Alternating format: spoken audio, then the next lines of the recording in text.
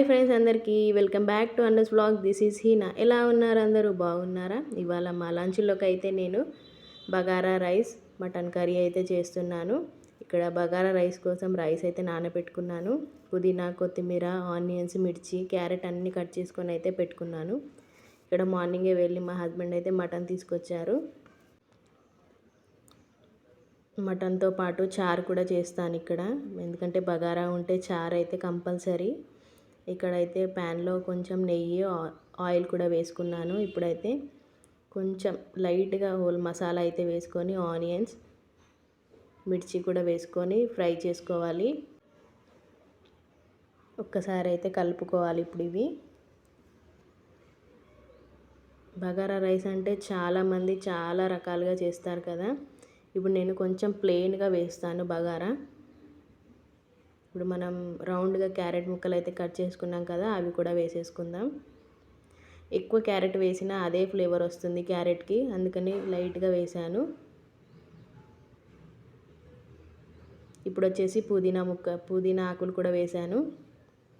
ఆ పుదీనా వేయించుతుంటే స్మెల్ చాలా బాగా వస్తుంది.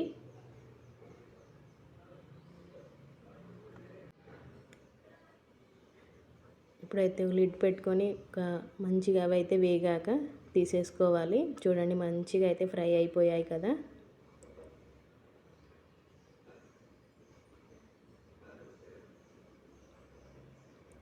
ఇప్పుడైతే ఇందులో కొంచెం జింజర్ గార్లిక్ పేస్ట్ అయితే వేసుకుందాం మనం.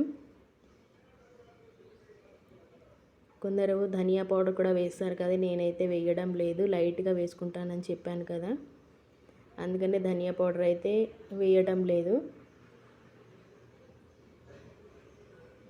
నాన్ వెజ్ వండేటప్పుడు మనం ఎప్పుడైనా బగారాలో ధనియా పౌడర్ వేసుకుంటే కొంచెం మద్దగా అయిపోతుంది మొత్తం, అందుకనే వేయడం లేదు. ఇలా లైట్గా వేసుకొని చూడండి, చాలా బాగుంటుంది.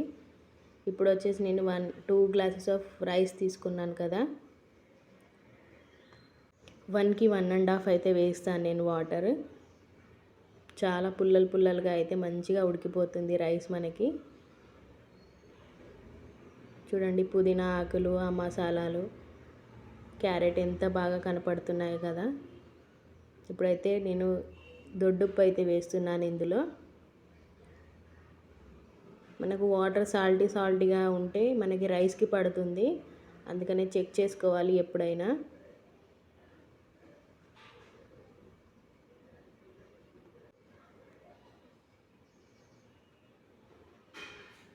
ఇప్పుడైతే వాటర్ అయితే మంచిగా బాయిల్ అయిపోయాయి కదా. ఇప్పుడు మనం నానబెట్టుకున్న రైస్ అయితే వేసేసుకోవాలి ఇందులో. మరి మీ ఇంట్లో లంచ్ స్పెషల్స్ ఏంటి? ఇవాళ ఏం చేసుకున్నారు? మా హస్బెండ్ వచ్చేలోపు అయితే ఇవి రెడీ కావాలని అయితే తొందరగా చేస్తున్నాను.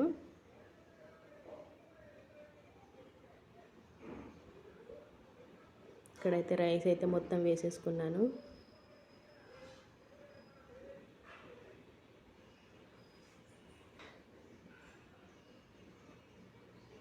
చూడండి, ఒక్కసారి అయితే ఇలా కలుపుకొని లిడ్ పెట్టేసుకుందాం.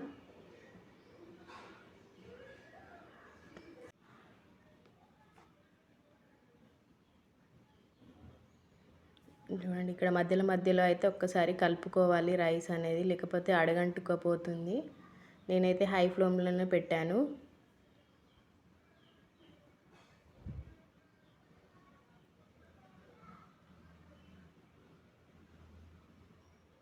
మళ్ళీ ఒక 5 మినిట్స్ తర్వాత చూడండి, మనకైతే ఇలా దగ్గరగా అయిపోతుంది. అప్పుడు స్లో ఫ్లేమ్లో పెట్టుకొని కుక్ చేసుకోవాలి. చూడండి, మంచిగా అయితే కుక్ అయిపోయింది. ఇంకొక 5 to 10 మినిట్స్ అయితే అయిపోతుంది. ఇప్పుడు లో ఫ్లేమ్లో పెట్టుకొని దమ్కి ఇచ్చేసుకోవాలి. పుదీనా, కొత్తిమీరతో అయితే పైన గార్నిషింగ్ అయితే చేసుకుంటున్నాను ఇక్కడ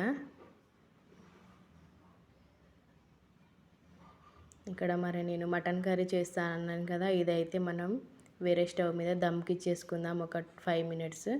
ఇప్పుడు వచ్చేసి మటన్ కర్రీ కోసం నేను మటన్ అయితే కుక్కర్లోనే వేస్తాను, ఎందుకంటే తొందరగా కుక్ అయిపోతుంది, టేస్ట్ కూడా బాగుంటుంది. ఇప్పుడు ఆయిల్ వేసుకొని హోల్ గరం మసాలా వేసుకున్నాను. ఇప్పుడు కట్ చేసుకున్న ఆనియన్స్ మిర్చి కూడా వేసుకొని ఫ్రై చేసుకోవాలి.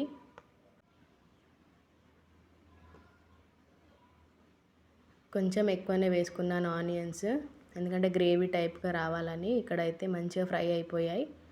ఇప్పుడు జింజర్ గార్లిక్ పేస్ట్ కూడా వేసుకుంటున్నాను. పసుపు వేసుకొని అయితే ఒక్కసారి మిక్స్ చేసుకుందాం. ఇప్పుడైతే ఇలా మిక్స్ అయిపోయింది కదా, ఇప్పుడు మటన్ అయితే వేసుకుందాం. చూడండి ఇక్కడ నల్లి బొక్క అయితే వేసుకొచ్చారు.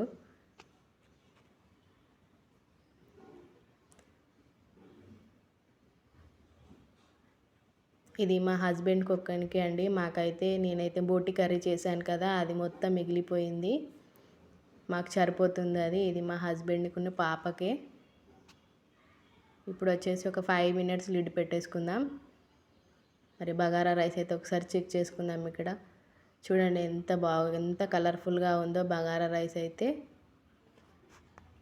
బగారా రైస్ వండుతుంటే ఇల్లు మొత్తం అదే స్మెల్గా వస్తుంది. చాలా బాగా వచ్చింది. ఇక్కడ చూసారా ఇలా వాటర్ అయితే వచ్చాయి కదా. ఇప్పుడు మనం మిర్చి యాడ్ చేసుకుందాం.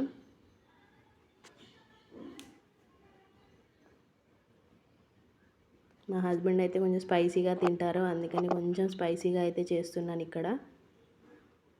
మన బోటి కర్రీ బ్లాగ్ అయితే చూసారు కదా, మీ అందరికీ నచ్చిందా అది? కానీ టేస్ట్ కూడా అంతే సూపర్గా ఉందండి. ఎవరన్నా చూడకపోతే వెళ్ళి అయితే చూసేయండి. మన యూట్యూబ్ ఛానల్ అయితే ఉంది. చూడండి ఇక్కడైతే మంచిగా ఫ్రై అయిపోయింది కదా.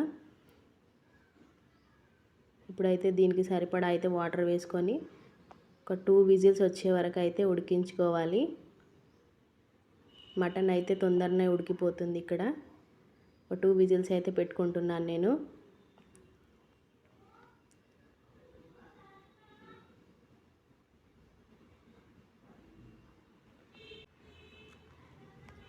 నేను ఏ నాన్ వెజ్ అయినా కుక్కర్లోనే వండుతాను.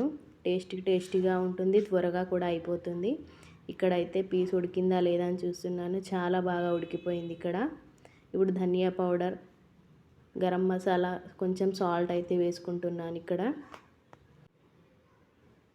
చూడండి ఎంత బాగుందో.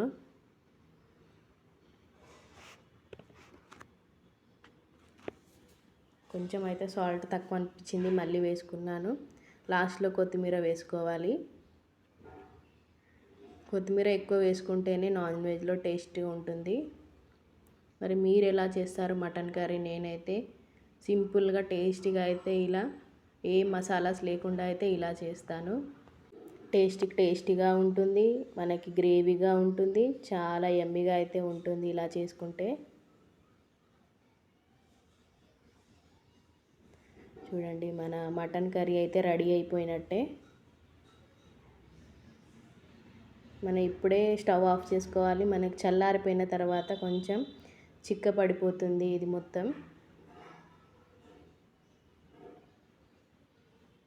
అంతేనండి, మన మటన్ కర్రీ అయితే రెడీ అయిపోయింది. బగారా రైస్ కూడా రెడీ అయిపోయింది. ఇంతలోపు చారు కూడా చేసేసుకున్నాను నేను. చూడండి చారు రెసిపీ కూడా మీకు చెప్పాను కదా నేను ఎలా చేస్తానో. ఇప్పుడైతే మన మటన్ కర్రీ అయితే బౌల్లోకి తీసుకుందాం.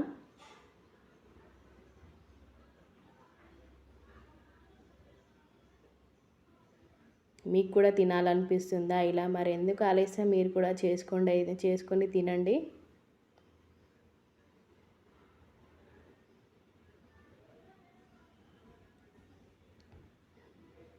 మంచిగా అయితే మటన్ ఉడికిపోయింది ఇక్కడ. మన బగారా రైస్లోకి అయితే చాలా బాగుంటుంది. అంతేనండి, మా లంచ్ అయితే రెడీ అయిపోయింది ఇక్కడ. ఇక్కడ బగారా రైస్ ఎంత కలర్ఫుల్గా ఉందో కదా, మటన్ కర్రీ,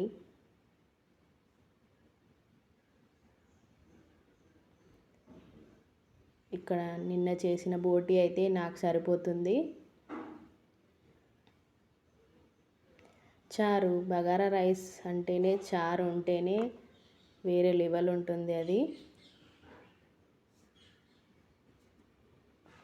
అంతేనండి. మీకు ఒకవేళ ఈ రెసిపీస్ నచ్చితే మీరు కూడా ఇంట్లో చేసుకొని తినండి.